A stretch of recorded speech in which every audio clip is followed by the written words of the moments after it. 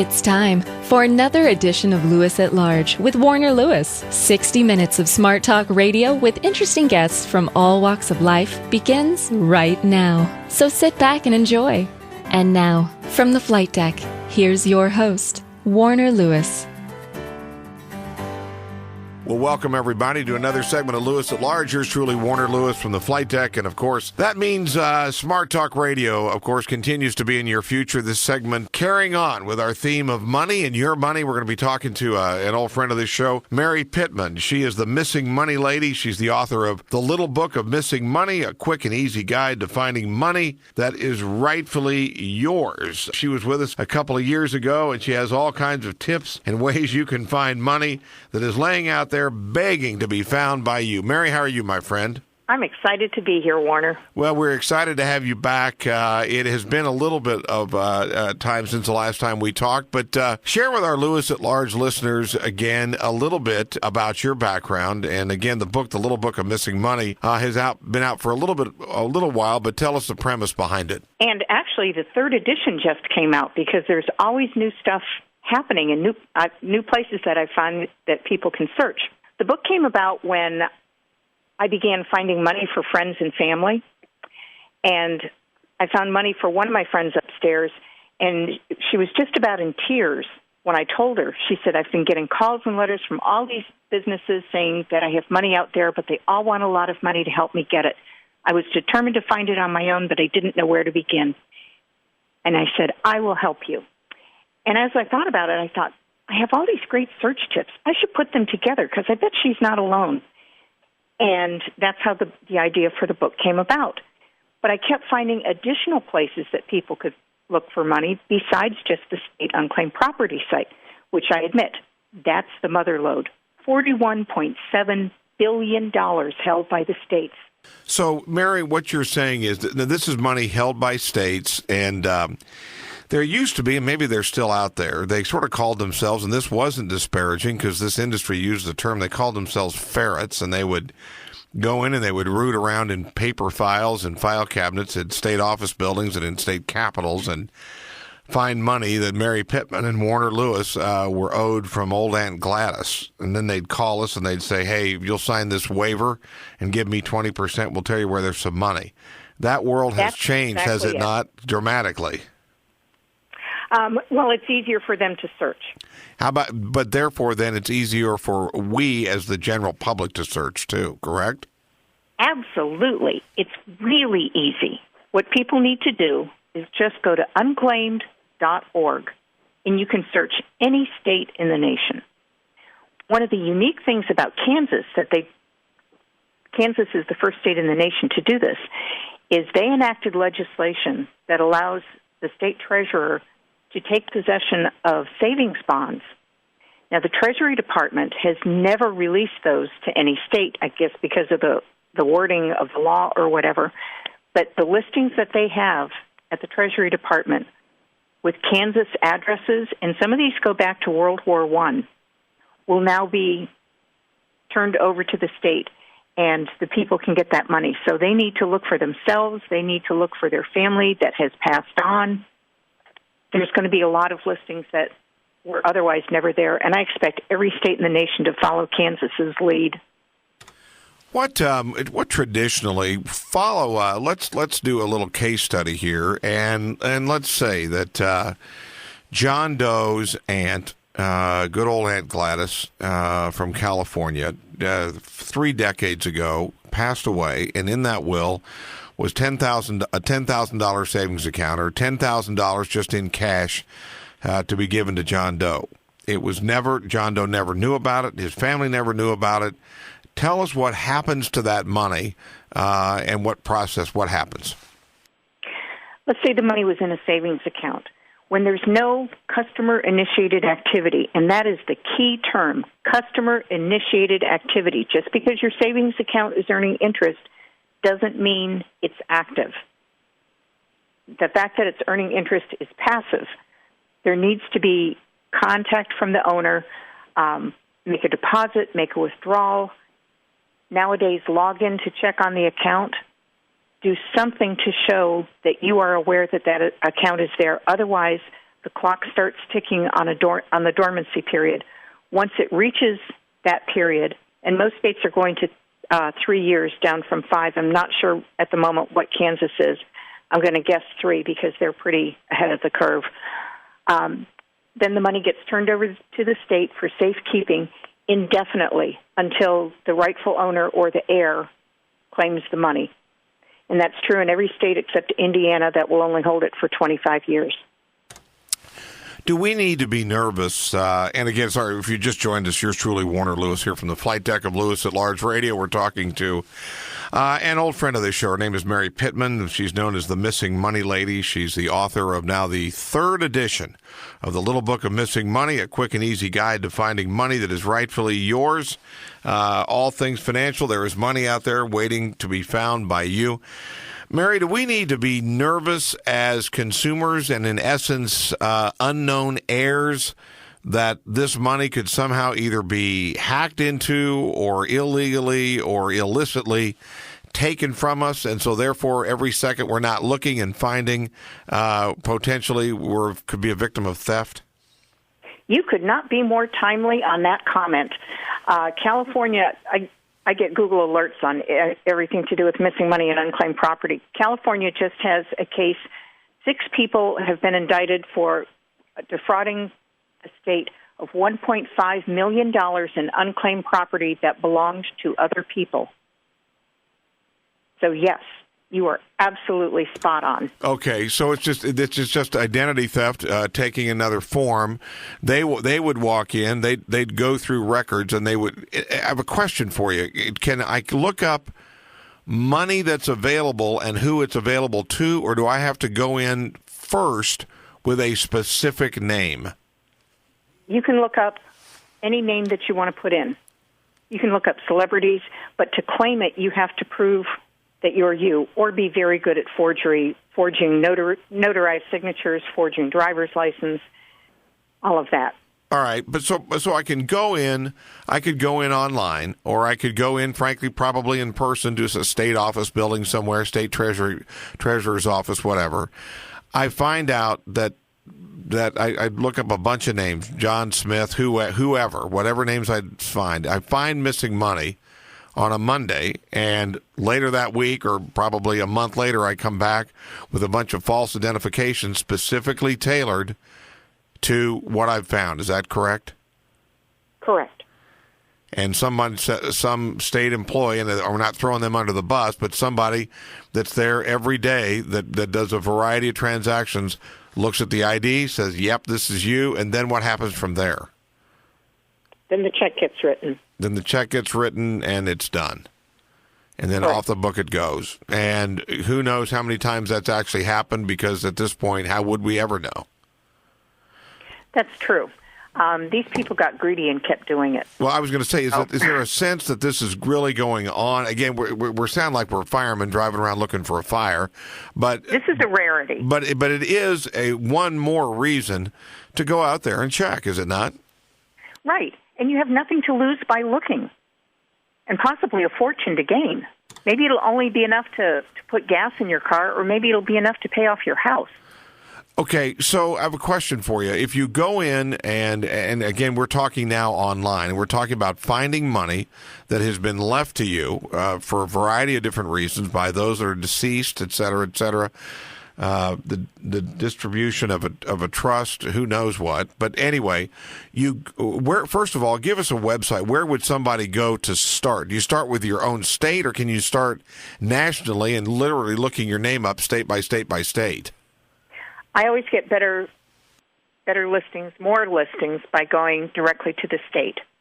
There is a site that you can search the majority of the states, but I don't want people to be lulled into thinking that they searched them all with this one site. That site is missingmoney.com. It does not include all of the states. It only includes 38. The one that I recommend that people go to is unclaimed.org. It's only 2 words. They both begin with a vowel. If you end up on a site that's trying to charge you money, you put it in wrong. there's an error in how it was put in. It's just unclaimed.org. Unclaimed, www.unclaimed.org. And there you would, and so what I'm curious about is the fields or the filters are your name, or is it an area, or tell us what that would be. It's the name, and some states will allow you to narrow it by your city. Will any of these sites ask you for your Social Security number? No, only when you go to claim it. Okay. So you're not going to have to put any kind of compromising information in there just to do a little digging. Correct. Okay. All right.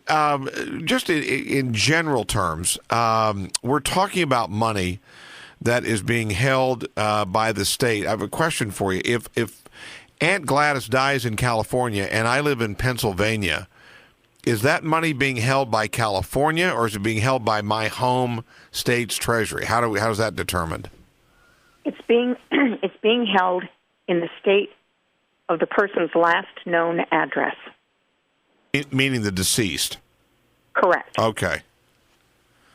Okay, so that makes it even tougher. In our particular case, we could, if we have relatives that are outside of the state of Kansas, I can go to the Kansas Treasury, or I can go to Unclaimed, look up Kansas, and it's not going to have something from Aunt Gladys from California. Correct. Odds are it won't. Correct. Okay. Unless at some point Aunt Gladys lived in Kansas and had an account there at that time. Right. Understood. Okay, now we've been talking about this subject that's being held by governments and money passed on by those that came before you. Are there any other cases, any other missing money categories out there, major ones, that you think we need to know about? Oh, my God, yes. That's a whole other second half of my book. Just before we get away from Aunt Gladys, you can also enter things like the estate of, play with variations of that, where it asks for the last name, and it will bring up listings. In California, you mentioned that, it'll bring up over 26,000 listings that would otherwise never be found because they're not listed last name, first name. Hey, Mary, and as far as... Well, I just had just a quick thought here, too. In general, and I know it's not fair for everybody, but in general, is the primary reason that these monies have not been distributed because the person that was going to be inherit the money, no one knew their address? Was it something malicious? Was it legal malpractice on the part of the attorney that was establishing the trust or the estate? What's the primary reason that you found overall why that money never got distributed? I have no explanation because sometimes the address is absolutely correct. I found money for one of our surgeons, and he looked at it and said, BCBS can't find me. They can certainly find me when they want a refund, meaning Blue Cross Blue Shield. Yeah. And it was the correct address, so I have no explanation. But you mentioned other sites where there may be money that people might be interested in, and like I said, this is the second half of my book, is if you ever got one of those little cards in the mail for a class action lawsuit, there are places you can look and see about that. If you changed jobs and left your 401k behind, forgotten pensions. The Pension Benefit Guaranty Corporation has almost $300 million in forgotten pensions. And some of that is from bankrupt companies like Enron and Eastern Airlines. Who would think that if your company went bankrupt that there might still be money for you? And what's the name of that organization again? It's the Pension Benefit Guaranty Corporation. Okay. It's the initials, pbgc.gov. Okay. pbgc.gov. All right. I've got information about finding oil and mineral rights, old stock certificates. If the company is out of business, the certificate in and of itself may have collector value. Tips on how to prevent your money from going to the state, because my goal is to make my book obsolete. My goal is to get the word out there, have people fix the hole in their back pocket that they're losing this money through, and stop the flood of money into the states. Right. That is, like I said, that is the big dollar amount. Is there a particular era And again, this is a big generalization, but if we were to uncover and look into every single available dollar, would your guess be that these dollars are ones that have been sitting there from decades and decades ago, and as time has gone on with better communication like the internet, et cetera, email, blah, blah, blah, easier to find people via social media, that those dollars are reducing as time goes along overall? And by say reducing, meaning the dollars that are left now are much more likely to be picked up quicker than dollars left in the 20s, 30s, 40s, 50s. That's correct, because it's easier to track them now. And I don't know of any state that has returned more in a year than they have taken in. So the jackpot is continuing to grow. And the National Association of Unclaimed Property Administrators that gives that dollar amount, the $41.7 billion, they only do that once every 4 years. So that dollar amount is actually significantly higher. What they found was with life insurers, what they were doing was they would check the Social Security death master file for when they could stop making a payment to an annuitant, but they didn't check the very same database to find out when a policyholder died and they needed to make a payout to the beneficiary. So that has changed, and those listings are coming into the state. So the next number that the association comes out with is going to be huge. Do you have any idea, Mary, how often these records in the individual states are updated? Is it once a year? Is it daily? Or how often does that happen? Some of them are daily. Some of them are once a week. I actually included that in my book so that people can tell by their state how often it's updated, and they know how often to search. In a second, I'll tell you how often Kansas does it. Any particular state or area of the country where there's more money sitting around than others just because of the way the laws are set up or whatever? New York has $12 billion, more than 25% of all the missing money nationwide. Let's see, Kansas is updated annually and as reports come in. And, of course, who knows as reports come in? That's pretty vague. But, okay, we know at least once a year they're updating and trying to see what's out there. Yes, and as for finders in Kansas, the finder's fee is not to exceed 15%, and the listing must be in state possession at least 24 months. Okay, now tell us what you mean by finder's fee. Again, we're talking about the ferrets we talked about earlier. Is that correct? Yes.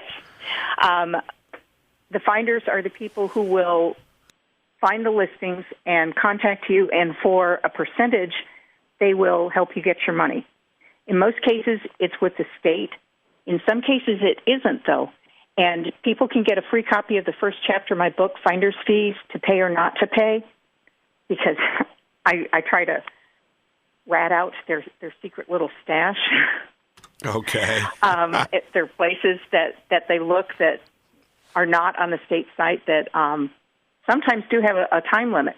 Anyway, they can get that for free by going to my website, thelittlebookofmissingmoney.com, because I want everybody to have that information. What, any other, and again, so The Little Book of Missing Money, a quick and easy guide to finding money that is rightfully yours, covers a wide variety of ways in which you can track down money that has either been left to you, for you, forgotten, never communicated, et cetera, et cetera. And again, Mary, you said this is how many billions is laying out there?